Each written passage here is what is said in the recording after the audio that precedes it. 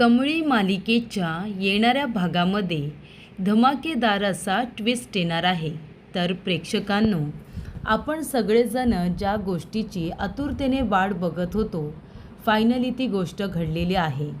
तर इथे कमळीची आणि तिच्या आईची सरूची साईनाथांच्या कृपेने त्यांच्या मंदिरामध्ये भेट झालेली असते. पण प्रेक्षकांनो, इथे आता सरूचा एवढा मोठा अपघात झालेला असतो, तिला गोळी लागलेली असते आणि ती दरीमध्ये कोसळलेली असते. तेव्हा तिला काही गोष्टी आठवत नाही आहेत. तिला कमळी आता लहानपणीची आठवते, मोठेपणीची नाही. आणि मंदिरामध्ये जरी कमळी आणि सरूची भेट झाली असली तरीसुद्धा कमळी तिच्या लक्षात नाही. त्यामुळे प्रेक्षकांनो, इथे आता कमळीला त्या गोष्टीचं खूपच जास्त वाईट वाटतं. पण एक महत्त्वाची गोष्ट मात्र घडलेली असते. कमळीची आई जिवंत आहे ते तरी तिला समजलेलं असतं आणि त्यामुळे प्रेक्षकांनो, कमळीला त्याच गोष्टीचा फार आनंद हा झालेला असतो. पण आता नियतीच्या मनामध्ये वेगळाच खेळ आहे. नियतीने सरूची आणि त्याचबरोबर राजनची सुद्धा भेट घडवून आणलेली असते आणि तेव्हा सरूने राजनला ओळखलेलं असतं. आणि जेव्हा हॉस्पिटलमध्ये सरूला भेटायला गेलेल्या राजनने सरूला गौरी अशी हाक मारलेली असते, तेव्हा कमळीच्या समोर राजन आणि त्याचबरोबर सरू या दोघांच्या नात्याचा खुलासा झालेला असतो. आणि कमळीने राजनला बाबा अशी हाक मारताच कमळी त्याची मुलगी असल्याचं सत्य त्याला समजलेलं असतं. आणि तेव्हा राजनने कमळीला आणि सरूला मिठी मारत, इथे माझं कुटुंब मला मिळालं असं म्हणत आनंद साजरा केलेला असतो आणि त्या दोघींना मानाने त्याच्या हक्काच्या घरी घेऊन गेलेला असतो. तर प्रेक्षकांनो, येणाऱ्या भागामध्ये कशा पद्धतीने या गोष्टी पुढे घडत जातात आपण सविस्तरपणे बघूया. प्रेक्षकांनो, इथे आता साईनाथ मंदिरामध्ये आजोबांच्या नावाने अन्नदान करण्याचा निर्णय अन्नपूर्णाने घेतलेला असतो. तेव्हा कमळी आणि तिचे काही मित्रमैत्रिणी असतात, ते अन्नपूर्णाला मदत करण्यासाठी मंदिरामध्ये आलेले असतात. जेवण आपण सगळेजण मिळून बनवायचं. त्याच्यामध्ये काही बायका, काही माणसं त्यांच्या मदतीला आलेले असतात आणि तिथे आलेल्या गरीब भाविकांना इथे अन्नदान करायचं, त्यांना महाप्रसाद द्यायचा असं अन्नपूर्णाने ठरवलेलं असतं.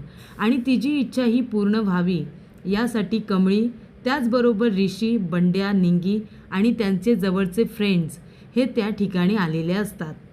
कामिनी हिला तर आता घरातून हकलून दिलेलं असतं.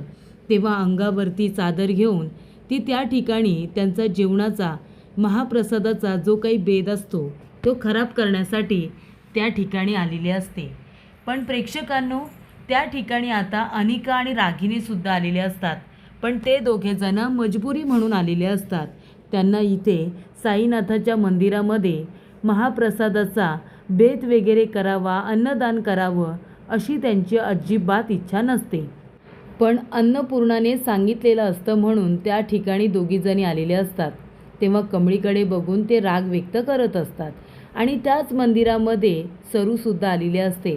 आपल्याला खूप दिवसापासून वाटत होतं की सरू जिवंत आहे, तर कमळीची आणि तिची भेट झाली पाहिजे.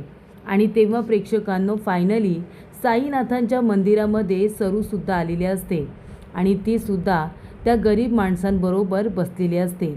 सगळा स्वयंपाक रेडी असतो, सगळे लोकांना भूक लागलेली असते. महाप्रसाद कधी मिळणार म्हणून गोंधळ सुरू असतो.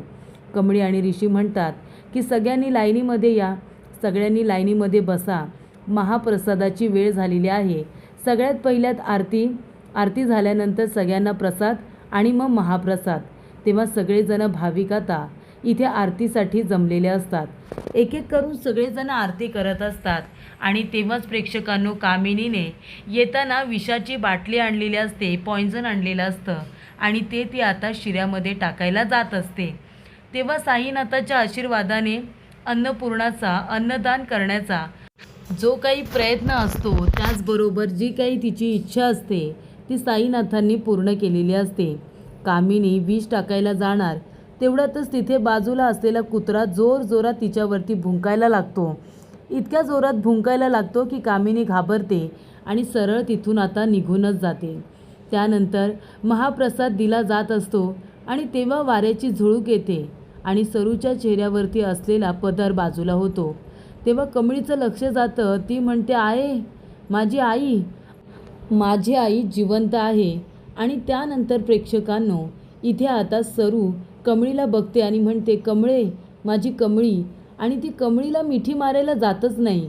कमळीच्या पुढे एक लहान मुलगी असते 8-9 वर्षांची. तिच्याजवळ धावत जाते आणि तिला कमळी म्हणून मिठी मारत असते. तिथे आता जमलेले सगळे लोक म्हणजे इथे ऋषी, निंगी, त्याचबरोबर बंड्या यांना आश्चर्य वाटतं की सरू काकू खरोखर जिवंत आहे आणि ती मुंबईमध्ये सुद्धा आली आहे. त्यामुळे प्रेक्षकांनो, इथे आता कमळीला खूपच मोठा धक्का बसतो. कमळी म्हणत असते, आई अगं मी आहे तुझी कमळी, मी तुझी मुलगी आहे. ती म्हणते, नाही, तू माझी मुलगी कशी काय असू शकतेस? माझी मुलगी तर खूपच जास्त लहान आहे गं, 8-9 वर्षांची आहे. गावाकडे आहे माझ्या आबांबरोबर. मी जाते आता, गावाकडे जाते, माझ्या आबांकडे जाते, असं ती आता म्हणत असते. आणि तेव्हा प्रेक्षकांनो, कमळी तिला अडवण्याचा, थांबवण्याचा खूप प्रयत्न करते, पण ती काही थांबत नाही. सरू आता तिथून जात असताना तिथे आता हॉस्पिटलमधली गाडी येते. ते लोक सरूला शोधत त्या ठिकाणी आलेले असतात आणि मग ते लोक तिला हॉस्पिटलला घेऊन जातात. तेव्हा वेड्यांच्या हॉस्पिटलमध्ये तिला आता ठेवण्यात आलेलं असतं. तिला काही आठवत नसतं, काही नसतं. तेव्हा तिची हॉस्पिटलमध्ये आता ट्रीटमेंट सुरू असते. तेव्हा ऋषी म्हणतो, कमळी काळजी करू नको, हॉस्पिटलची गाडी आहे, म्हणजे सरू काकूंना कुठल्या तरी हॉस्पिटलमध्ये ठेवण्यात आलेलं आहे. आपण एक काम करू, त्या गाडीचा नंबर मी नोट डाऊन करून घेतला आहे. आपण आता गाडीच्या नंबरवरून त्या हॉस्पिटलपर्यंत पोहोचू, तू अजिबात काळजी करू नको. तेव्हा इथे कमळी देवाचे आभार मानते. तुमच्या आशीर्वादामुळे मला माझी आई परत मिळाली, त्याचा तिला आनंद भयंकर झालेला असतो. आणि तेव्हा प्रेक्षकांनो, इथे आता सरू जाते आणि त्या हॉस्पिटलमध्ये जाऊनसुद्धा दंगा करत असते की माझी कमळी कुठे आहे, माझी लेक कमळी कुठे आहे. आणि त्यानंतर प्रेक्षकांनो, इथे आता राजन आणि अन्नपूर्णा त्या ठिकाणी येतात. सगळे लोक इथे जेवत असतात, पण कमळी रडत असते. पण तिला आनंद देखील झालेला असतो आपल्या आईला जिवंत बघून. पण दरीमध्ये कोसळल्यामुळे तिच्या डोक्यावरती थोडासा परिणाम झालेला असतो. डोक्याला मार लागल्यामुळे काही गोष्टी ती विसरलेली असते. तेव्हा इथे राजन काका म्हणतात, काय झालं कमळी? तेव्हा ऋषी म्हणतो, राजन काका, कमळीची आई सरू काकू जिवंत आहेत. त्या आता इथे आल्या होत्या, पण ते कमळीला त्यांनी ओळखलंच नाही. कदाचित दरीमध्ये कोसळल्यामुळे त्यांना इथे मेंदूला मार वगैरे लागला असेल, त्यामुळे काही गोष्टी ते विसरल्यात. त्यांच्या लक्षात त्यांची मुलगी कमळी आहे आणि त्यांचे आबासुद्धा आहेत, पण कमळी मोठी झालेली त्यांना आठवत नाही आहे. पण एक हॉस्पिटलची गाडी येऊन त्यांना आपल्याबरोबर घेऊन गेले. त्या हॉस्पिटलच्या गाडीचा नंबर माझ्याकडे आहे, आपण त्यांना भेटायला जाऊया. सगळेजण भाविक जेवून जाऊ दे, इथलं सगळं आवरलं की आपण हॉस्पिटलला कमळीच्या आईला भेटायला जाऊ, असं राजन काका म्हणतात. तेव्हा अन्नपूर्णा म्हणते, चला सगळ्यांनी पटापट जेवून घ्या, आपल्याला हॉस्पिटलला जायचं आहे. देवाने इथे आपल्याला आशीर्वाद दिल्याचं समजतंय. एकतर आजोबा बरे झालेत, दुसरी गोष्ट म्हणजे कमळीची आईसुद्धा सापडली. साईनाथांनी चांगला आशीर्वाद दिला असं म्हणायला हरकत नाही. त्यानंतर सगळेजण हॉस्पिटलला गेलेले असतात. त्या आता नंबर प्लेटवरून कमळीने आणि ऋषीने शोधून काढलेलं असतं ते हॉस्पिटल कुठलं आहे. त्या हॉस्पिटलला आता गेलेले असतात. तर तिथे जे लोक मानसिकरित्या कमजोर आहेत किंवा थोड्याफार प्रमाणात ते वेडे आहेत, अशा हॉस्पिटलमध्ये तिची आता ट्रीटमेंट सुरू असते. आणि तिथे गेल्यानंतर सरूचा फोटो ऋषी आता सगळीकडे दाखवत असतो आणि विचारत असतो की या पेशंट आहेत ना इथे. तेव्हा आता ती पेशंट सरू त्याच आता एका वॉर्डमध्ये असते. एक आता नर्स त्यांना त्या ठिकाणी घेऊन जाते. तेव्हा प्रेक्षकांनो, इथे आता राजन काका बघतात तर काय, सरू दुसरी तिसरी कुणी नसून गौरी असते. तेव्हा राजन काका म्हणतात, गौरी तू इथे? तेव्हा इथे कमळीला आता सरू ओळखत नाही, पण राजनला ओळखते. ती म्हणते, तुम्ही इथे? आणि मग ती आपल्या नवऱ्याला मिठी मारते. तो म्हणत असतो, गौरी तू इथे काय करतेस? ती म्हणते, बघा ना, मला इथे आणून ठेवले या लोकांनी जबरदस्तीने. आपली पोरगी तिकडं गावाला एक कमळी आणि माझा आबा बी तिकडंच आहेत, मला जायला नको का सिद्धटेकला? तेव्हा इथे कमळीच्या समोर आता राजन काका आणि गौरी या दोघांचं नातं आलेलं असतं. तेव्हा कमळी म्हणत असते की म्हणजे तुम्ही ज्या गौरीला शोधताय ती गौरी म्हणजे ह्याच का? तेव्हा राजन म्हणतो, हो कमळी, अगं ही माझी गौरी आहे. गावाकडे आम्ही दोघेजणं भेटलो तेव्हा आमचं प्रेम झालं आणि लग्नसुद्धा झालं. आमचीसुद्धा एक मुलगी आहे, पण ती नाव कमळीचं का घेते? तेव्हा कमळी म्हणते, राजन काका, तुम्ही जिला गौरी म्हणताय ना ती माझी आई आहे, सरोज मोहिते. तेव्हा इथे आता राजन काकांना खूपच जास्त आश्चर्य वाटतं. ते म्हणतात, काय कमळी, तू सरूची मुलगी आहेस? माझ्या गौरीची मुलगी आहेस तू? ती म्हणते, हो, आणि मी ज्यांना शोधते ना माझ्या बाबांना, ते माझे बाबा दुसरे तिसरे कुणी नाहीत, तुम्हीच माझे बाबा आहात. तर अशा रीतीने इथे आता राजन काकांना त्यांची मुलगी आणि त्यांची बायको मिळालेली असते. आणि तेव्हा प्रेक्षकांनो, महत्त्वाची गोष्ट म्हणजे सरूसुद्धा आहे ना, ती राजन काकांनाच ओळखते आणि म्हणते की आपली मुलगी गावाकडे, तिलासुद्धा घ्यायला जायचं आहे ना.